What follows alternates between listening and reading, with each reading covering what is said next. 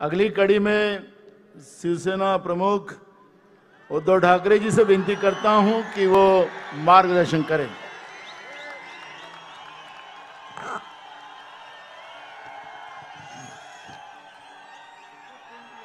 माननीय खरगे साहेब, पवार साहेब, राहुल जी, व्यासपीठावरील सर्वच मान्यवर आणि जमलेल्या माझ्या तमाम देशभक्त देशप्रेमी बांधवांनो, भगिनींनो आणि मातांनो,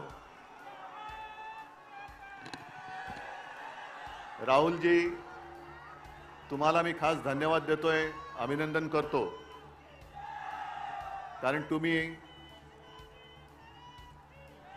तुम्ही आपल्या भारत जोडो यात्रेची सांगता महाराष्ट्रामध्ये आणि मुंबईमध्ये करत आहात।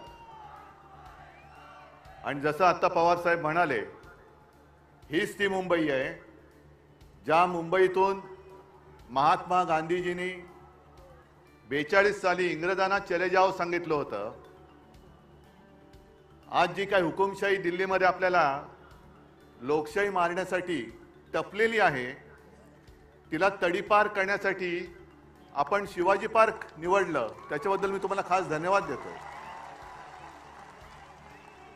खरं पाहिलं तर हा एक फुगा आहे, भाजपा एक फुगा आहे, आणि मला वाईट एका गोष्टीचं वाटतं की या फुग्यामध्ये हवा भरण्याचं काम आम्हीच केलं होतं।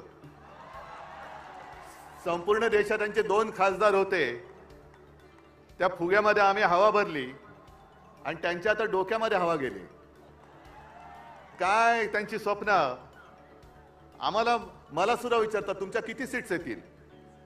त्यांना विचारलं ते म्हणतात 400 पार। काय फर्निचरचं दुकान आहे? काय खुर्च्या बनवताय म्हणजे काय 400 पार म्हणजे काय फर्निचरचं दुकान काढताय? पण ही लढाई तुम्ही पाहिला असाल, आज देशभरातून सगळ्या राज्यातून महत्त्वाचे नेते इथे आलेत, आणि आपल्याला असं वाटत असेल की ही परिस्थिती केवळ महाराष्ट्रामध्ये आहे, तसं नाहीये। काश्मीर पासून कन्याकुमारी पर्यंत ही परिस्थिती सगळी सारखीच आहे। ज्या वेळेला मला आठवतंय की आपण पहिल्या प्रथम ही इंडिया आघाडीची बैठक घेतली, तेव्हा मोदीजींनी सांगितलं होतं ही विरोधी पक्षांची बैठक आहे। आम्ही विरोधी आहोत, जरूर आहोत, पण आम्ही विरोधी आहोत ते हुकुमशहाच्या विरुद्ध आहोत, आम्ही हुकुमशाहीशी विरुद्ध आहोत।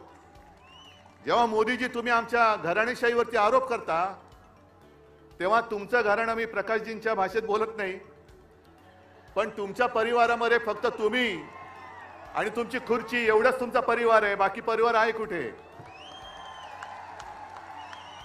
आणि ही जी आपण लढाई लढतोय ती लोकशाही वाचवण्याची आहे, संविधान वाचवण्याची आहे। ज्या संविधानाबद्दल शिवसेना प्रमुख नेहमी सांगायचे की याची सुरुवात कोर्टापासून करा।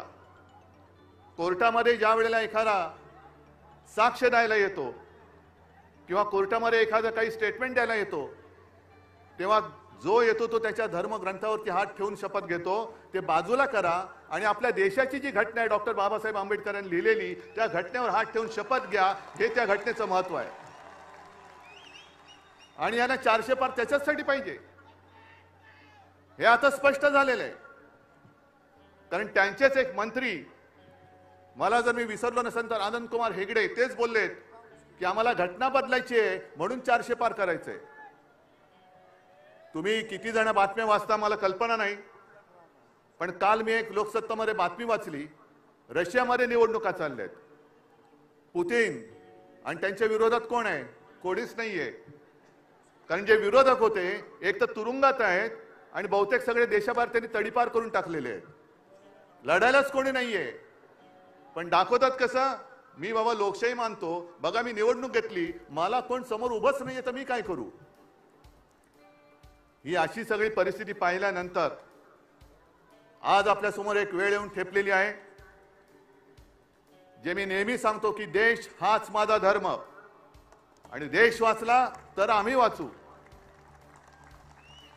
आपली ओळख, व्यक्तीची ओळख ही देश असली पाहिजे, देशाची ओळख ही व्यक्ती होता कामा नये। कोणी किती मोठा असला तरी त्याच्यापेक्षा मोठा माझा देश आहे, माझं भारत सरकार, आणि हे जे आता जाहिरात करतायत मोदी सरकार, म्हणजे तुमच्या डोक्यामध्ये काय माझ्या देशाचं नाव बदलण्याचं स्वप्न आहे? हे माझ्या देशाचं नाव आहे आणि आजपर्यंत आपण अनेक अनुभव घेतले. असं काही वेळेला वाटत होतं की देशासाठी एक मजबूत सरकार पाहिजे, पण आता आपल्याला अनुभवानंतर कळलंय आपलं युतीचं सरकार होतं, अटलजी पंतप्रधान होते, सगळेच त्याच्यामध्ये होते. एनडीए तेव्हा एक छान असं वातावरण होतं. ममता, समता, जयललिता आपण सगळे एकत्र होतो आणि अटलजीने उत्तम प्रकारे आपलं सरकार चालवलं होतं. त्याही वेळेला देशाची परिस्थिती इंडिया शायनिंग, फील गुड असे दिवस होते. मग नरसिंहरावजी आले, त्यांनी चांगलं सरकार चालवलं. मनमोहनजी आले, त्यांनी चांगलं सरकार चालवलं. आणि आता हे जे आलेत 14 पासून एका पक्षाचं सरकार आहे, 14 नंतर 19, 19 नंतर 24 आणि आता ते सांगतात की विरोधी पक्ष 29 मध्ये अडकलाय. पण मी 2047 ची गोष्ट करतोय. कोणी राज्यकर्ता अमरपट्टा घेऊन येत नाही आणि या देशाच्या जनतेसमोर हुकुमशाही किती मोठा असला तरी ज्या वेळेला सगळे लोक एकवटतात तेव्हा हुकुमशहाचा अंत होतो. आजच वेळ आलेली आहे आणि हा शिवछत्रपतींचा महाराष्ट्र आहे. आपला जो इतिहास आहे, आपला इतिहास हा तोडाफोडा आणि राज्य करा असा जर का असेल तर जो आपल्यामध्ये फूट पाडतोय त्याला तोडा फोडा आणि त्याच्या छाताडावरती राज्य करा हे दाखवून देण्याची वेळ आलेली आहे.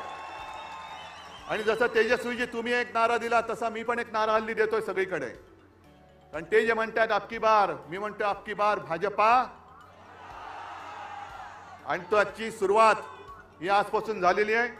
आणि मला खात्री आहे शिवतीर्थावरून जेव्हा रणशिंग फुंकलं जातं, हातामध्ये मशाल घेऊन रणशिंग आपल्याला महाराष्ट्रामध्ये फुकायचं आहे. आणि मुंबईतून एखादी गोष्ट जेव्हा बोलली जाते तेव्हा संपूर्ण देश त्या रस्त्यावरून चालतो, त्या वाटेवरून चालतो. म्हणून आपल्या लोकशाही रक्षणाची आजपासून ही लढाई सुरू होते. मी त्या हुकुमशहांना सांगतोय, तुम्हाला असं वाटत असेल की ज्यांना ज्यांना घाबरवून तुम्ही तुमच्या पक्षात घेताय ते म्हणजे देशाची जनता नाही, देशाची जनता ही माझ्या समोर बसलेली आहे आणि आमच्या सोबत आहे. आणि तुम्ही किती अत्याचार करण्याचा प्रयत्न करा, तुम्हाला तोडून मोडून टाकल्याशिवाय राहणार नाही ही शपथ घेऊन आम्ही मैदानात उतरलेलो आहोत. आणि एकच नारा परत घेऊन अबकी बार भाजपा तडीपार, गावागावात जा आणि ह्या हुकुमशाही राजवटीचा अंत करा एवढीच एक विनंती करतो आणि आपली रजा घेतो. जय हिंद, जय महाराष्ट्र.